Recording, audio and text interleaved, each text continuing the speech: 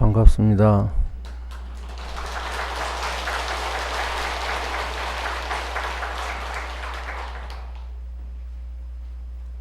오전에 이어서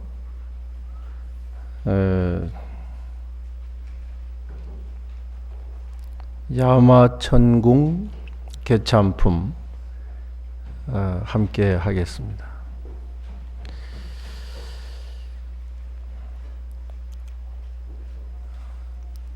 야마천궁 개참품은 오전에 이제 부처님께서 수미산정에서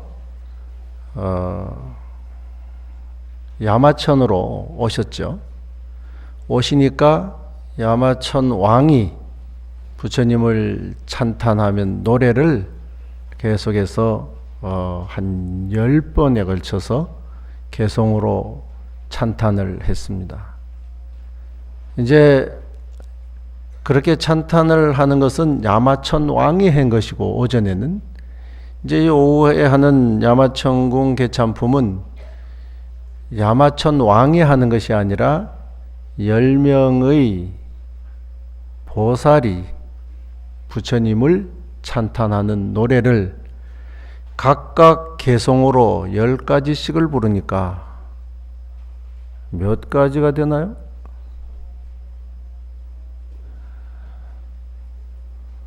화엄살림 공부하러 오니까 별거 다 하죠.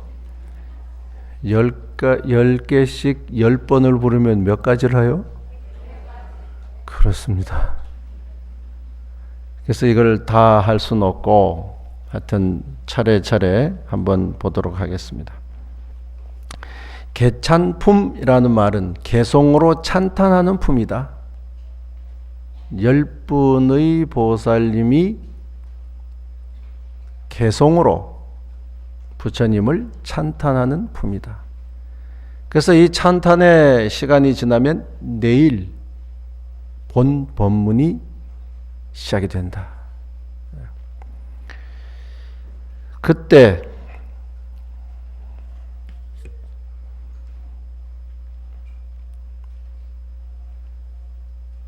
부처님의 실력으로 시방에 각각 큰 보살이 있는데, 낱낱 보살이 제각기 부처님 세계의 티끌수염마처럼 많은 보살들과 함께 10만 세계의 티끌수 국도 밖에 있는 세계로부터 와서 모였느니라. 오늘 여러분은 어디서 왔어요?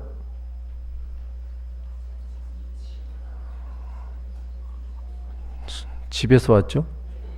네. 그런데 10명, 10분의 보살님은 각각 사시는 국토가 달랐어요. 그래서 10분의 보살님 이름에는 수풀림자가 붙었어요. 예를 들면 공덕님 뒤에 수풀림자 이름이 붙었어요. 전부 다 10분의 그 이름 뒤에는 뭐 승님, 무예림, 정진님 이렇게 림자가 붙었는데, 수풀림자. 이 10분의 보살님 뒤에 수풀림자를 붙인 것은, 수풀림자가 가지고 있는 의미는 뭐냐 하면, 즉 나무는 그늘도 드리우고, 또 때로는 나무는 장엄하기도 하고 넓기도 하고 크기도 하고, 이런 의미를 담아서 수풀림자를 다 붙였어요. 또한 나무는 몸통과 줄기와 나뭇잎과 열매와 이 모든 것을 아우러서 뭔가 세상을 이익되게 하는 의미에서 수풀림자를 붙였어요. 그러니까 이 10분의 부처님이 각각 수많은 제자와 권속들을 데리고 왔어요. 여러분 오늘 몇 명 데리고 왔어요? 혼자 왔어요? 수없이 데리고 와야 돼요. 수없이. 아무리 먼 곳에서도 수없이 데리고 와야 이 화엄경에 우리가 같이 부합을 하는 거예요. 가려고 하니까 막 귀찮다. 나 혼자 가자. 그게 아니고 보살은 더불어 함께 많은 사람이, 장엄 중에 가장 큰 장엄은 무슨 장엄이라고 했죠? 사람이 장엄하는 거예요. 사람만 많으면 모든 것이 다 덮어져요. 그러니까 많은 사람들이 왔다. 근데 우리는 오늘 눈에 보이는 요 숫자만 숫자라고 생각해서는 안 됩니다. 왜냐하면 눈에 보이는 산 사람도 있고 눈에 보이지 않는 돌아가신 영가님도 계시고 또 이곳으로부터 각각 모든 국토의 모습을 나타내는 이런 텔레비전을 통해서 많은 사람들이 이 법석을 함께 할 것이기 때문에 우리도 이 화엄경에 나오는 숫자만큼은 안 된다 하더라도 그래도 만만찮은 대중이 함께 하고 있다. 그리고 많은 곳에서 이렇게 와서 이제 모이게 됐다. 그 이름은 10명의 이름은 공덕림, 해림, 승림, 무해림, 참괴림, 정진림, 영림, 행림, 강림, 지림 이런 보살들이었다. 10분의 보살이 함께했다. 근데 이 10분의 보살이 이곳에 올 때 원래 계시던 국토가 있었는데 그 떠나온 국토는 각각 지혜 해자가 붙어 있다. 그러니까 친해세계, 당해세계, 보해세계 이렇게 해자가 붙어 있다. 왜 해자가 붙어 있을까? 해자가 붙어 있는 이유는 다음에 설해질 10행의 그 공덕이나 그 내용이 대단한 지혜를 수반해야만 되는 것이기 때문에 그 국토 이름이 해자가 붙어 있다. 그리고 또한 이 보살들이 각각 부처님 계신 데에서 범행을 닦았으니 이른바 상주안불, 무승안불, 무주안불, 그러니까 눈안자에 붙여볼 자, 안불, 이런 부처님이 그 국토에 계시면서 이 보살들을 지도했다. 그러니까 화엄경은 이런 구조예요. 수많은 보살이 왔는데 그 보살의 이름은 수풀림자를 붙였고 법회 참석한 대중은 그 대중들이 온 세계는 무슨 해, 지혜를 상징하는 해라고 하는 국토에서 무슨 안불, 눈안자 붙여볼 자, 안불이라고 하는 부처님이 지도하시는 그곳에서 다 법을 설하시거나 혹은 공부를 하시는 분들이 지금 여기 화엄경을 설한다고 하니까 이 야마천궁에 모두 모였다. 오늘 여기에 온 분들도 마찬가지예요. 우리는 부산에서, 울산에서, 양산에서, 마산에서 이 주변 어디에서 많은 분들이 왔고 또한 이 많은 분들의 뒤에는 그 권속들이 있잖아요. 집안에 식구들이 있고 친척들이 있고 이렇게 많은 대중들이 함께 이 법석을 이루고 있었다. 이런 얘기예요. 이 여러 보살이 부처님 계신 데 이르러 부처님 발에 정례하고, 부처님 발에 정례한다는 것은 나의 가장 높은 이마를 상대 내지는 부처님의 가장 낮은 곳인 발에 갖다 댄다는 것은 나의 가장 높은 것을 당신의 가장 낮은 곳에 갖다 댄다는 것은 내가 표할 수 있는 최상의 예경, 존경을 표하는 것이다. 한 2년 전에 저희 절에 스리랑카에서 유학원 학생이 왔어요. 오자마자 처음에 오더니 땅에 이마를 갖다 대는 거예요. 내가 서 있는데 인사를 한다고.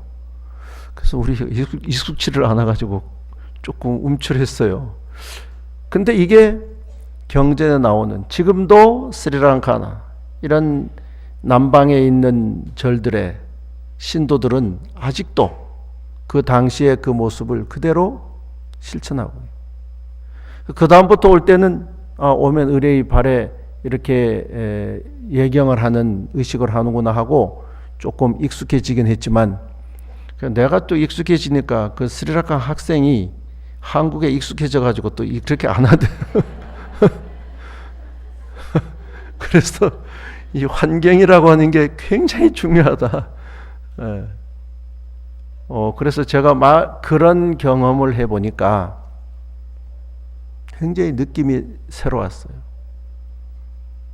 이건 대단한 일이다. 나의 가장 높은 것을 당신의 가장 낮은 곳에 갖다 댐으로 해서 그만큼 존경과 찬탄을 표하는 예법. 이게 우리가 절을 할 때 접종례라고 해서 뒤에 절을 하고 나서 손바닥을 뒤집는 것이 접종례잖아요. 받든다. 당신의 발을 받든다. 이렇게 발에 정리하고 떠나온 방위를 따라서 제각기 만이장 사자자를 변화하여 만들고 그 사자자 위에서 결가부자 하였다. 그럼 여기까지도 이제 조금 그림이 그려집니까? 야마천궁에 부처님이 오셨어요. 그러니까 야마천 왕이 나와서 이런 정각으로 모시면서 벌연화장 사자자라고 하는 큰 100만 층이 되는 자리를 만들어서, 법석을 만들어서 100만 가지 꽃과 향과 꽃다발과 무슨 향과 다양한 것을 통해서 이 법석을 장엄을 하고, 부처님 이곳에 오신 것이 너무너무 희유한 일입니다. 과거에 어떤 부처님도 이렇게 오시니까 그곳이 최고의 공간이 됐고, 또 어떤 부처님도 오시니까 최고의 자리가 됐고, 이렇게 10분을 찬탄을 하는 것까지가 지난 시간이었는데, 이제 그렇게 찬탄을 하고 나서 부처님, 이제 이렇게 이곳에는 이렇게 많은 보살이 여러 곳에서 와서 이렇게 앉습니다. 그런데 온 한 보살 한 사람 한 사람이 전부 다가 어떻게 앉는가 하면 제각기 만이장 사자자라고 하는 만이 보석으로서 장엄된 그런 자리를 만들어서 그냥 앉는 것이 아니라 그 자기가 온 곳을 향해서 그 방향과 더불어서 자리를 단정히 하고 앉았다. 오늘 여러분이 지금 어떻게 앉아야 돼요? 여러분이 앉아있는 그 방석을 만이장 사자자로 만들어서 신통으로 앉아서, 그래서 장엄한 모습을 만들어야 되는 거예요. 그래서 내가 법회할 때 보면 이래요. 줄 삐뚤삐뚤 이렇게 있는 거 보면 그걸 또 못 빠져요. 바로 앉으라고. 똑바로 줄을 맞춰서 앉아. 왜 그런가 하면 내 하고 싶은 대로 다 할 것 같으면 그냥 집에 있지. 뭐하러 여기로 왔을까요? 나라고 하는 것을 죽이고 더불어 함께라고 하는 것을 생각해야 이게 보살인데, 보살이 되려고 하면 내 하고 싶은 대로 하는 것이 아니라 그곳에 주어져 있는 모습에 같이 공감을 해줘야 돼요. 그래서 법회에 올 때는 꼭 좀 줄을 딱 맞춰서 앉는 것이 일반화돼야 돼요. 오늘 비교적 줄은 잘 맞았는데, 방석 줄은 맞았는데 사람 줄이 안 맞았어요. 예. 첫째는 그렇게 줄을 좀 맞춰서 우리가 법회 장소를 장엄하게 꾸며야 돼요. 두 번째는 법문을 듣되 환희롭게 들어야 돼요. 이렇게 들어야 돼요. 근데 어떻게 들어요? 해보세요. 내가 한번 해보세요. 이렇게 본문을 들으면 나라는 것을 안에 딱 넣어놓고, 내가 지난번에도 들었고 그 지난번에도 들었고 내가 10년째 화엄살림 듣고 있는데 한번 해보세요. 이런 마음으로 듣는다면 그건 아무 공부가 되지 않아요. 어떻게 들으라고요? 마음을 열고 환희롭게 들어야 돼요. 마음을 열어야 뭐가 들어오잖아요. 마음을 닫아놓고 해보세요 이래가지고는 안 돼요. 그러니까 환희롭게 들어야 돼요. 우리가 국악을 들으려고 하면 국악하는 사람들이 나와서 먼저 뭘 가르칩니까? 네? 추임새부터 가르치잖아요. 한번 해보세요 이러면서 얼쑤 좋다 이러면서 충분히 가르쳐 놓고 노래하잖아요. 왜 그래요? 그래야 이게 제대로 돌아간다. 오늘 우리는 어떻게 추임새를 먼저 준비해야 될까요? 네? 본문을 들으러 오면 적어도 어떤 리액션, 뭔가 반응을 좀 해가면서, 그래야 이게 서로 하나가 되어야 되는데 항상 둘이의 법문을 하는 스님과 법문을 듣는 신도, 우리는 둘이 아니라 뭐가 되어야 되죠? 하나가 되어야 되는 것이.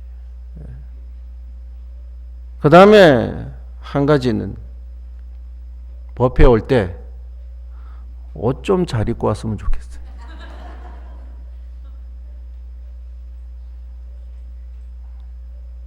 교회 다니는 사람은 일주일 내내 그냥 다니다가도 일요일 되면 좋은 옷 꺼내 입고 가는데, 우리 절에 오는 사람은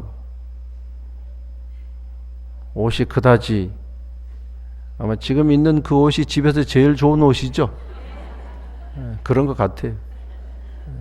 집에는 법복밖에 없잖아요. 옷을 누가 봐도 내가 가장 소중한 분을 만나러 가는 옷차림. 여러분이 가장 소중하게 생각하고 옷을 입을 때가 언제가, 뭐 남의 행사에 갈 때, 무슨 결혼식 가고 뭐 이럴 때는 옷을 제대로 입고, 부처님 만나러 올 때는 그렇게까지 신경을 안 쓰는 것 같아요. 근데 법회가 제대로 되려면 그렇게 장엄이 돼야 돼요. 자, 이렇게 스스로 만의장 사자자를 만들어서 변화하여 만들고 그 사자자 위에서 결과부자 하였다. 법을 설하는 부처님도 결과부자, 법을 듣는 청중도 결과부자.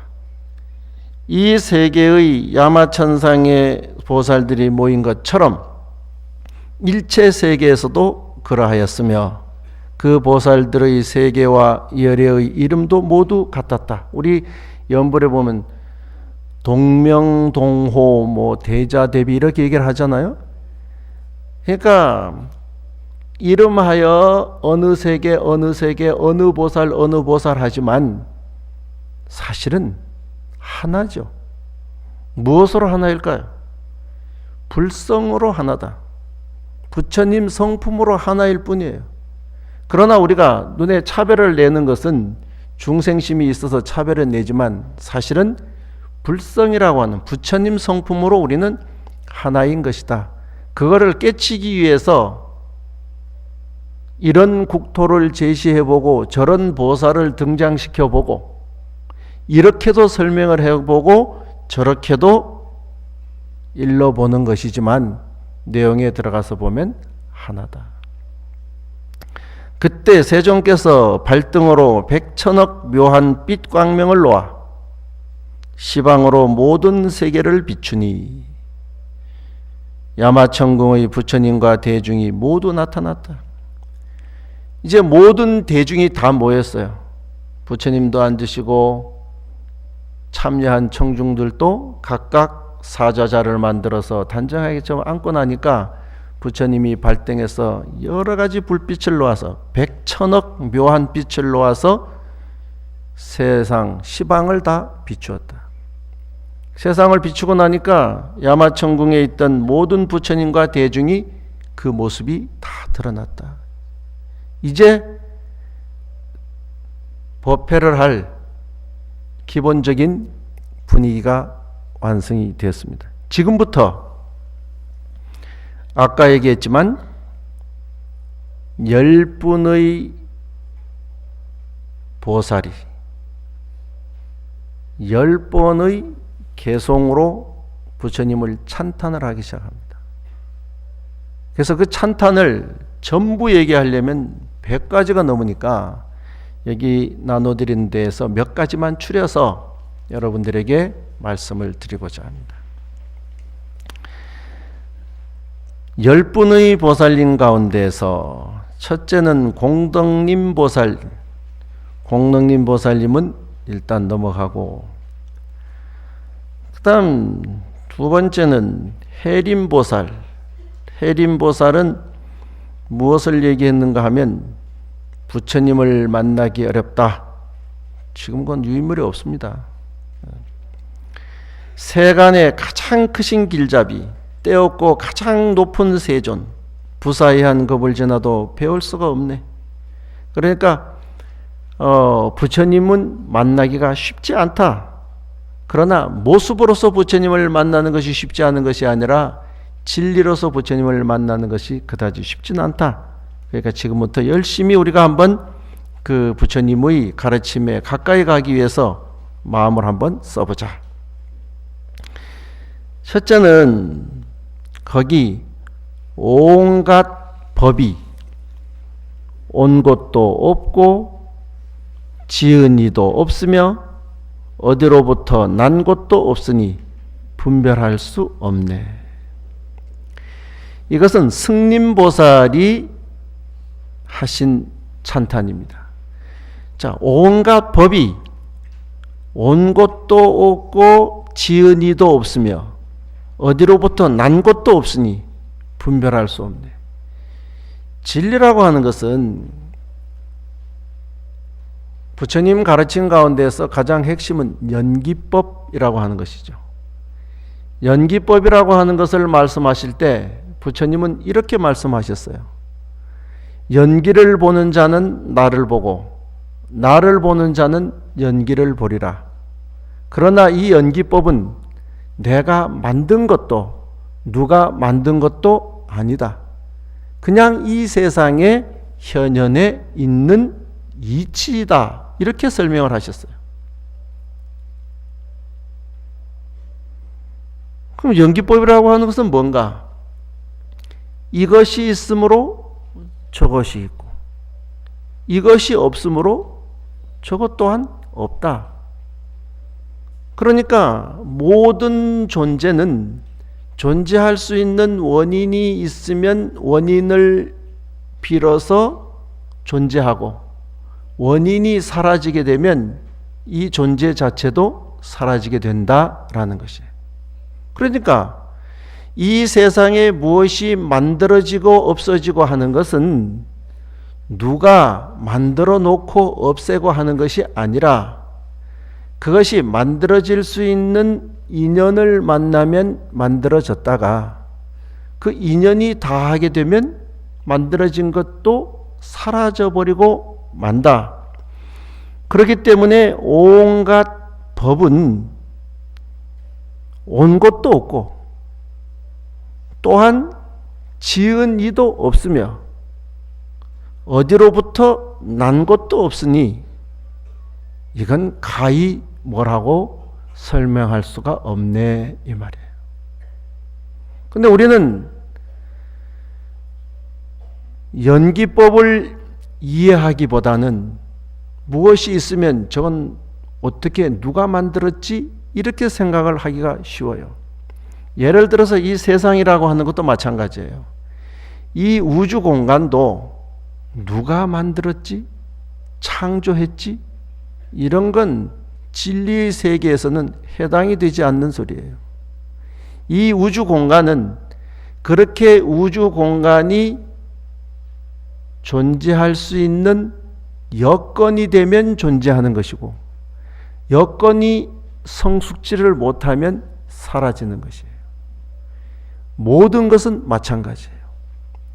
우리는 이 세상을 누군가 창조했다고 지금까지 어렴풋한 교육 속에서 강요되어 왔지만, 이 세상은 누구에 의해서 만들어진 것이 아니라 스스로 존재하는 것이다. 스스로 존재했으므로 이것은 온 것도 없고, 또한 누가 만든 것도 아니고, 또한 이것은 어디로부터 온 것이거나 사라지는 것이 아니기 때문에 그냥 그대로 인연 따라 와서 만들어지고 존재하다가 인연이 다하면 사라지고 마는 것이다. 연기라고 하는 것은 그런 거예요. 그래서 우리가 생각하고 있는 삶의 문제도, 우리의 삶은 고통이다. 어쩌면 삶이 힘든 부분이 있다. 살아가면서 조금은 아쉬움이나 갈등이나 이런 병고가 있다고 한다면 이것이 왜 있을까라고 들여다보니까 그런 문제의 발생은 집착으로부터 있더라. 집착, 욕심.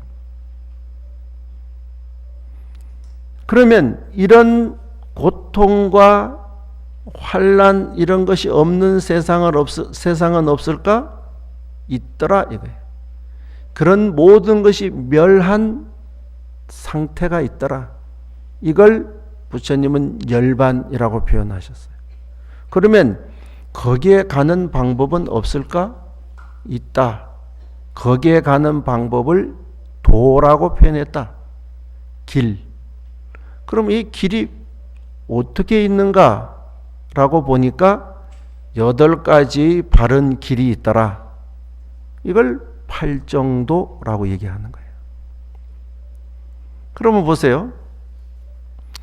우리가 삶을 살아가는데 모든 것이 다 만사형통하기는 쉽지 않죠.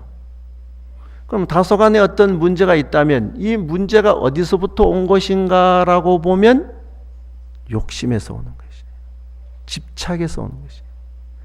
가래, 뭐라고 표현할 수도 없지만 마치 갈증이 오듯이 그냥 오는 거예요. 그러니까 원인이 집착이라고 하는 우리의 마음씀에서 오는 것이다. 그럼 이걸 해결하려면 어떻게 되냐? 이 멸하려고 하면 팔정도라고 하는 정견, 정사유, 정어, 정업, 정정진 이런 8가지의 바른 길을 가게 되면 고통의 문제는 누가 와서 해결해 주는 것이 아니라 스스로 해결할 수 있다. 이게 불교의 사성제라고 하는 논리입니다. 그러니까 여기서 보면 고통을 누가 갖다 주는 게 아니에요. 누가 와가지고 너 고통스러워 하고 막 고통을 갖다 안겨주는 것이 아니라 내가 스스로 마음을 어떻게 먹느냐에 따라서 고통이 오기도 하고 가기도 하는 것이에요. 그러니까 문제를 일으키는 것도 나고 문제를 해결하는 것도 또한 나인 것이죠. 이게 불교예요. 그러니까 온갖 법은, 여기서 법이라고 하는 것은 진리이기도 하지만 모든 현상은 이런 말이에요. 온갖 법이 온 것도 없고 지은 이도 없고 어디로부터 난 것도 없으니까 이건 가히 뭐라고 분별할 수가 없는 것이다. 이게 진리다. 이렇게 설명을 한 분이 있는가 하면, 두 번째는 무해림보살이 또 찬탄하기를 무한하고 무수한 것 동안, 무한하고 무수한 것 동안 법은 아주 만나기 어려우니 만약 누군가 듣는다면 마땅히 본래의 원력인 줄을 알라. 이것은 무에린보살이 설명한 부분인데, 이게 무슨 말인가 하면요, 한량 없고 수 없는 것 동안에 이 법은 만나기 어려운 것이니 만일 들은 이가 있다면 이 본래의 원력인 줄을 알아라. 이게 무슨 말일까요? 다시 말하면 이런 겁니다. 지금 법이 이렇고 진리가 이렇고 뭐가 이렇고 이렇게 설명을 해서 이것이 뭐 어려운 것인가 라고 생각하지만 사실은 그렇지가 않아요. 그냥 우리가 그래서 그 법을 한번 듣기만 하면, 그 법을 듣기만 하면 그 법은 전부 우리가 행할 수 있고 그 법을 통해서 행복할 수 있는 법이에요. 그러니까 따로 설명이 안 되니까 본래의 원력인 줄 알아라. 이거는 전생 과거생부터 우리가 부처님과 인연이 있어서 그 인연을 통해서 이것을 얻는 것이고 실천하는 것이다. 오늘 이렇게 화엄살림이 와서 법문을 듣고 얘기를 이렇게 그런가 하고 설명하는 것도 이게 뭐 짜여진 어떤 것도 아니고요. 또 이렇게 와서 듣는다고 해서 그 듣는 사람이 다 환희심을 내는 것도 아니에요. 왜냐하면 과거 전생에 그래도 뭔가 진리의 어떤 인연이 있어야 이게 가능한 일이에요. 그런 면에서 보면 여러분들은 화엄살림 법문을 듣는다고 계속 오고 가고 뭐하고 하는 것은 아마 과거 전생의 원력이 굉장히 있는 분들이다, 이렇게 생각합니다.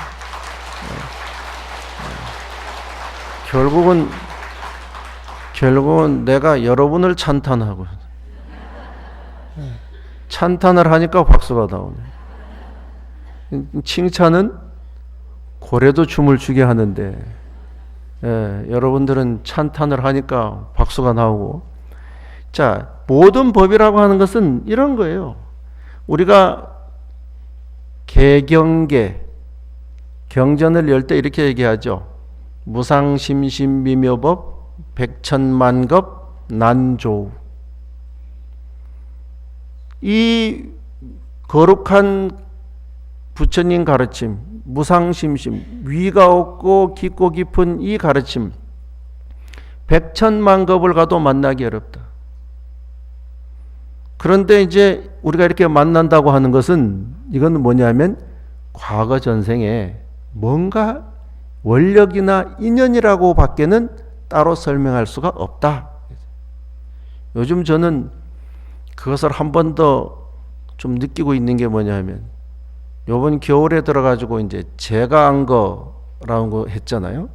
집에서 이제 각자 나는 올 겨울 동안 거를 이런 기도를 하겠다라고 해서 했죠. 근데 올해 우리 어린이 법회에서 아이들이 한 30명이 제가 한 거에 동참을 했어요. 그럼 매일 뭐 하느냐? 관세음 보살 42수지는 관세음 보살 수인을 매일매일 그려요.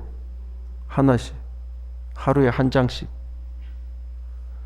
그래가지고 얼마 전에 점검을 했어요. 했더니 유치부부터 초등학생까지 아이들 한 30명이 매일매일 학교 가기 전에 30분 먼저 일어나서 그거 하고 학교 가고, 학교 갔다 와가지고는 숙제보다 이걸 먼저 하고 숙제하고. 네. 이게 시킨다고 될까요? 이건 시킨다고 되는 게 아니에요. 이건 아마 여기에서처럼 전생에 무슨 인연이 있어야 되는 것이다. 그런 의미에서 우리가 화엄살림 한다고 모여서 계속 화엄경을 듣고 법문을 듣는 이것도 사실은 적지 않은 인연의 소치인 것이지 그냥 어느 날 갑자기 이루어진 것이 아니다, 이렇게 생각을 합니다. 다섯 번째, 참계림 보살이 또 어떤 찬탄을 했느냐 하면, 만일 어떤 사람이 이 희유하고 자제한 법을 듣고 능히 기쁜 마음을 내면 모두 의심을 빨리 없애게 된다. 이건가 저건가 하는 마음을 갖지 않고 듣는 순간순간 기쁜 마음, 환희심, 이게 막 넘치면, 환희심은 곧 뭘 없애느냐 하면 우리가 가지고 있는 모든 의심을 다 없앤다. 그래서 열심히 우리가 이 본문 듣기를 청해야 되고 동참해야 된다. 자, 우리가 한 가지를 제가 이제 보면, 위 없는, 열에는 위가 없고 같을 이도 없으며 온갖 것이 짝할 리 없나니 그래서 만나기 어렵느니라. 왜 부처님 만나기 어렵다고요? 부처님은 위가 없고 부처님보다 더 위대한 분이 없고 같은 이도 없고 부처님 같은 분도 만나기 어렵고 또한 온갖 것이 짝할 리가 없나니 그래서 부처님 만나기는 사실은 어렵다. 그냥 어디나 가면 뭐 볼 수 있는 그런 어떤 분이라면 쉽게 보겠지만 부처님 같은 분은 참 대단하고 위대하시고 거룩하시고 그래서 부처님보다 위도 없고 부처님과 같은 분도 없고 부처님과 짝할 리도 없다. 그래서 우리가 부처님 뵙기가 어렵다. 그런데 그렇다고 해서 부처님 뵙는 일을 우리가 그냥 포기할 일이냐? 그게 아니고 우리는 과거 전생의 원력과 인연으로 부처님을 만나고 있으니까 우리가 만나는 마음에 조금이라도 변동만 없다면 우리는 항상 부처님과 더불어 살고 부처님과 함께 하는 것이다. 나눠드린 것을 한번 보겠습니다. 정진님 보살이 이제 찬탄하는 내용인데, 산수법 하나씩 더하여 무한하니 셈하는 법이 자기 성품이 없거늘 지혜로 차별을 내네. 이 산수법이라고 하는 것은 뭐냐면 이렇게 셈을 하는 거예요. 하나, 둘, 셋 이렇게 세는 거.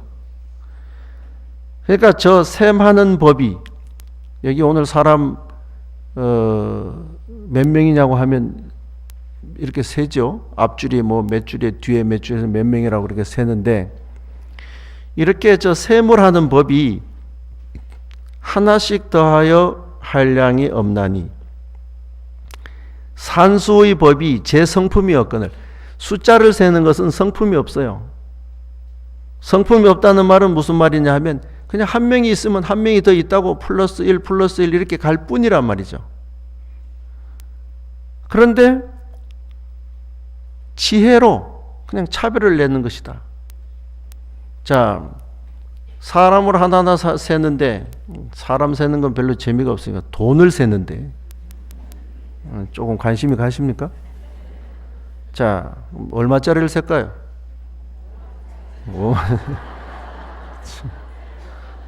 5만 원짜리를 셉시다. 그러면 5만 원짜리를 센다. 자, 하나 넘겼다. 얼마예요? 또 하나 넘기면, 또 하나 넘기면, 이 성이 안 차겠네. 100만 원짜리 수표를 한번 세워. 한 장 넘기면, 이것도 또 1000만 원짜리 수표를, 억짜리 수표를. 한 장 넘기면 1억, 두 장 넘기면 2억, 세 장 넘기면 4장. 숫자는 넘어가면 하나가 올라갈 뿐인데 세는 여러분은 2억이래, 3억이래, 4억이래. 숫자를 세는 사람의 욕심에서 환희심이 나고 막 난리를 치는 거지. 숫자는 뭐예요? 무덤덤. 하나 올라갔으면 플러스 1. 세상 이치가 그런 거예요.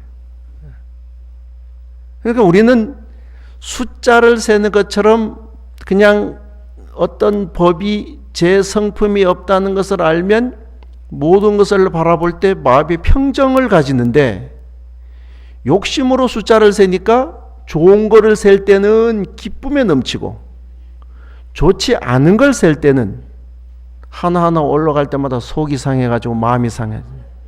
그러나 숫자는 올라가든 내려가든 숫자 자체가 기분 나빠하거나 좋아할 일이 하나도 없다는 것이에요. 그게 세상 진리인 거예요. 그 다음에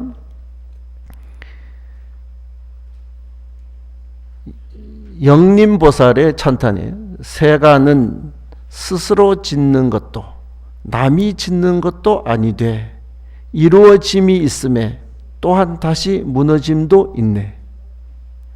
아까 연기법 얘기를 했죠. 연기법이라고 하는 것은 뭐라고 그랬어요? 조건이 만들어지면 만들어지고 조건이 사라지면 또한 사라진다. 그러니까 조건만 맞추면, 예를 들면 이런 거예요. 꽃이 언제 피죠? 그냥 다 봄이라 한다고. 봄이라는 조건을 맞추면 꽃은 피어요. 그게 비닐하우스 아닙니까?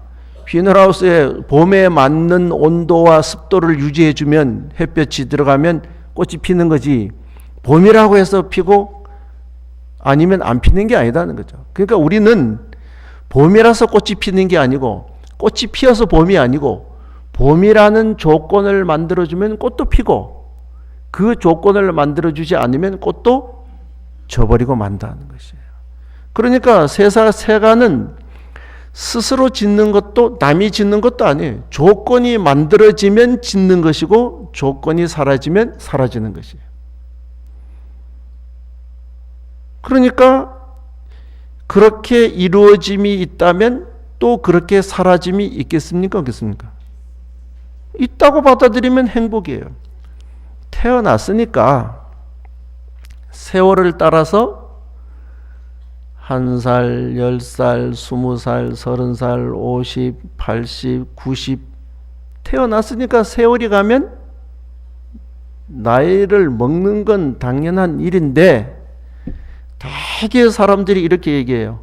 아이고, 내가 5년만 젊었어도, 또 욕심을 내면 10년만 내가 젊었어도 이렇게 얘기해요. 10년 젊어서 어떡하려고요?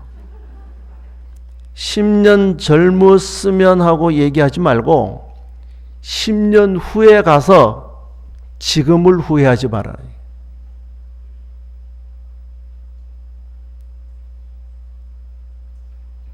이해가 돼요?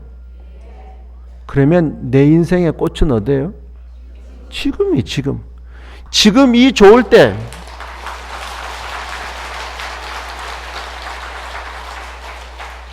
지금이 좋을 때는 그냥 아무 생각 없이 그냥 지나가고 나서 10년 후에 가가지고 내가 뭐라고 얘기해요? 그때가 10년 후에 10년만 젊었으면 이 소리 하지 말고 지금, 내 인생에 지금과 같은 때가 없구나. 그러니까 세간은 스스로 짓는 것도 남이 짓는 것도 아니되 이루어짐이 있음에 또한 다시 무너짐이 있다. 이게 순리다. 이게 연기다. 이 법칙을 안다면 오늘 왜 내가 행복할까요? 10년 후에는 다리가 아파서 화엄살리 못 올 수도 있고 10년 후에는 이사를 가서 못 올 수도 있고 10년 후에는 또 다른 일로 인해서 못 올 수도 있는데 지금 여기에 와 있는 이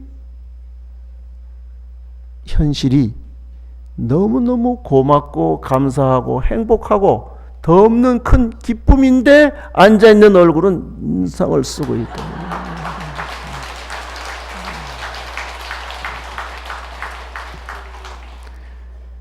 그래서 그 다음번을 한번 보겠습니다. 그 다음번을 보면 이 화엄경에서 굉장히 중요한 개성 중에 하나입니다. 마음은 화가와 같아서. 찾았어요? 마음은 화가와 같아서 능히 온갖 세간을 그려내나니 온이 마음 따라 생겨서 무슨 법이나 못 짓는 것이 없네. 이 말은 무슨 말이에요? 이건 9번째 강림보살의 찬탄인데, 자, 마음은 화가와 같아서, 마음이 화가와 같아. 심려 공화사, 화엄경에 굉장히 유명한, 마음은 화가와 같아서 능화 제세간하다. 능히 세간의 모든 것을 그려낸다. 온이 마음 따라 생기어서 온이 실종생이라. 무법이 부조라. 마음은 화가와 같아가지고 화가가 하얀색 캔버스에다가 그리고 싶은 건 다 그리죠. 뭘 그려요? 여러분은 그림 그리라면 뭘 그리고 싶어요? 현실에서는 못해도 그림으로는 다 되니까 한번 얘기를 해보세요. 살이 쭉 빠진 안 그러면 막 황금 덩어리를 막 뭘 그리고 싶어요? 화가와 같이 이 종이에다가 뭐라도 다 그릴 수 있는데 여러분 뭘 그릴 거냐? 관세음보살을 그려요?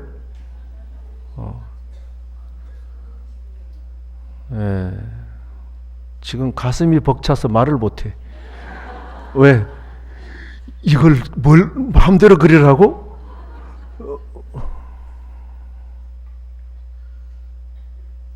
뭐든지 다 그릴 수 있죠. 실력에 따라서 조금 그림이 예쁘게도 나오고 좀 못 나오긴 하지만 그래도 내가 원하는 건 뭐든지 그릴 수 있잖아요.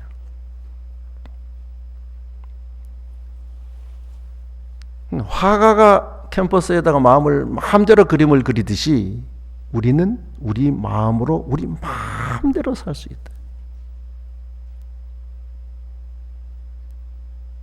우리 마음으로 사는 거예요. 그래서 우리가 그 캔버스에다가 뭘 그리냐 하면 우리 마음으로 기쁨도 그리고 슬픔도 그리고 때로는 오해도 그리고 또 우리가 우리 마음으로 우리 스스로 모든 삶을 다 지어가는 거예요. 화가처럼. 그러면 이건 누가 그린 거예요? 누가 지은 거예요? 우리 스스로 지은 것인데도 불구하고 내가 내 마음으로 지은 것인데도 불구하고 원인이 어디 있다고 생각하냐면 네 때문에, 너 때문에, 누구 때문에, 뭐 때문에. 화가가 마음대로 그리듯이 우리는 우리 마음으로 우리 마음대로 살아요. 우리가 우리 마음대로 산다고 하면 적어도 우리가 우리 마음대로 사는 그 가운데서 살지 말아야 할 것은 뭡니까? 슬픔, 분노, 오해, 질투, 시기, 또 뭐 있죠? 그럼 또 우리가 우리 마음으로 살면 우리 마음으로 살고 싶은 삶은 어떤 거예요?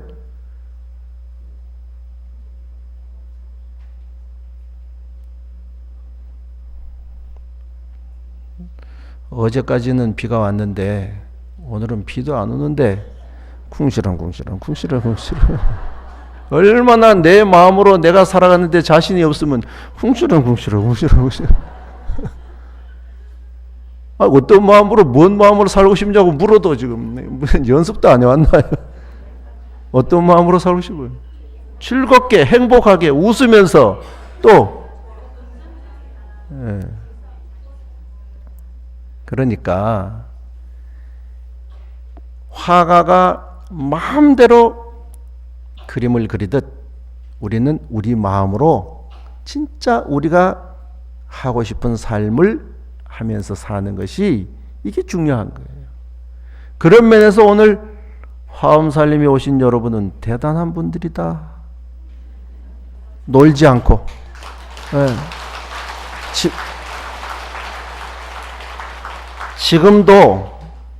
지금도 화엄살림 여기에 안 왔으면 봄날에 오늘 완전 봄날이에요. 오늘 같은 날은 바닷가 찻집에 가서 앉아서 그냥 차를 한 잔 탁 하면 너무너무 좋겠는데 그런 모든 유혹 다 물리치고 오늘 이 자리에 와서 앉아서 그래도 화엄이 그래도 이 살림이 내 삶의 양식이 된다고 앉아있는 여러분이 참으로 대단한 분들이다. 내 마음 가지고 내 마음대로 여러분을 칭찬하는 거예요.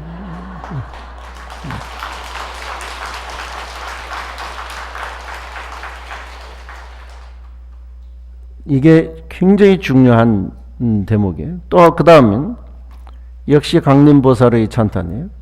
마음이 몸에 있지 않으며 몸 또한 마음에 있지 않되 능히 불사를 지으니 자제함이 일찍이 없던 일이네. 우리는 가끔 어리석은 질문을 합니다. 마음이 어디 있느냐고요. 마음이 어디 있어요?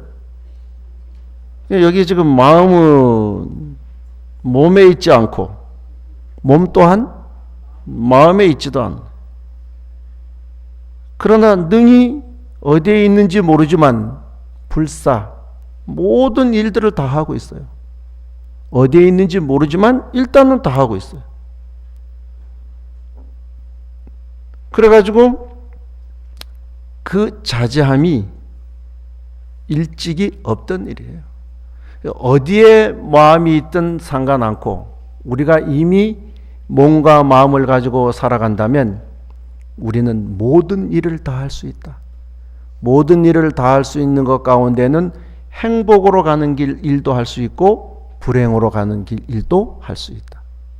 그러니까 행복으로 가는 일에 우리가 우리의 마음을 다 쓰기를 기도하고 기원해야 되겠죠. 그 다음에 만일 누군가 3세의 부처님을 알고자 하면 마땅히 법계의 성품 모두가 마음으로 지은 것임을 관찬할 것이다. 이것도 많이 들었던 개성이죠. 이게 뭐예요? 약인용료지 3세 일체불 응관법계성 일체유심조다. 오늘 화엄경에 뭐 굉장한 부분을 했죠. 하는지도 모르고. 그러니까 만약에 우리가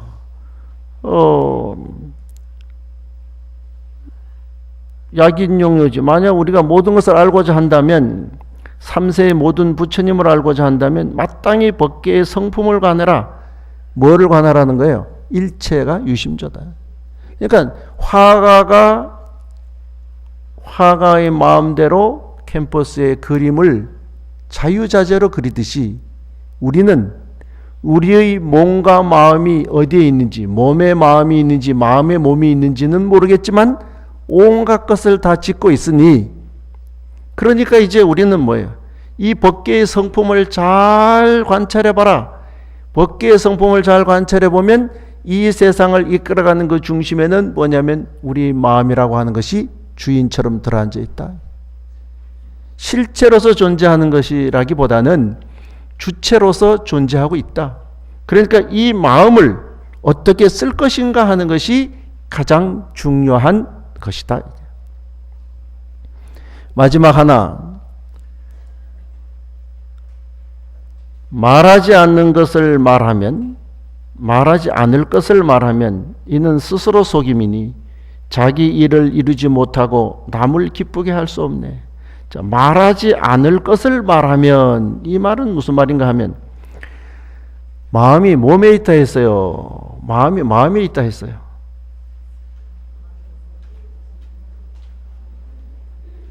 마음은 몸에도 있지 않고 몸이 마음에 있지도 않고 그렇지만 모든 일을 다 한다.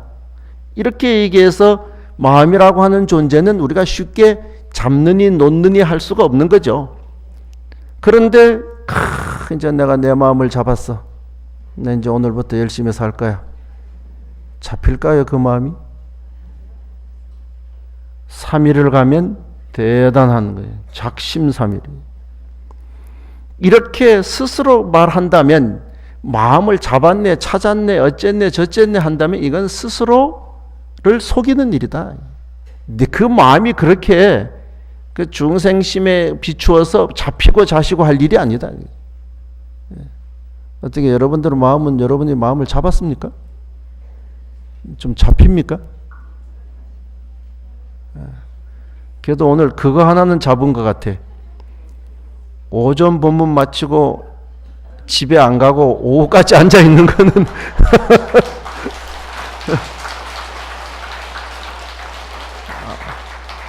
그것만 해도 대단한 우리가 마음을 잡은 거예요.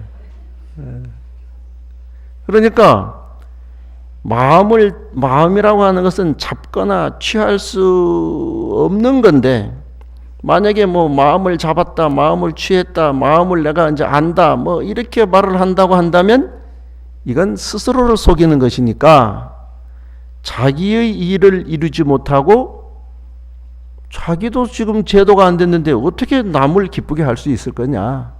그러니까 이 마음이라고 하는 것은 찰나생 찰나멸이에요. 찰나의 생하고 찰나의 멸해버려요. 찰나의 생에서 찰나는 탁 잡을 수 있을지 모르지만 찰나에게 멸해버리고 없다는 거예요.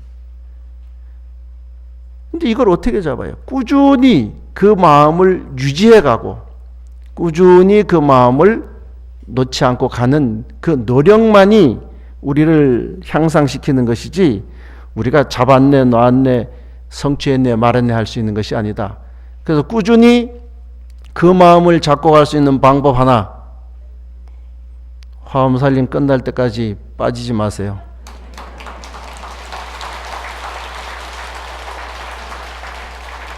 행복하시기 바랍니다. 아미타불. 나무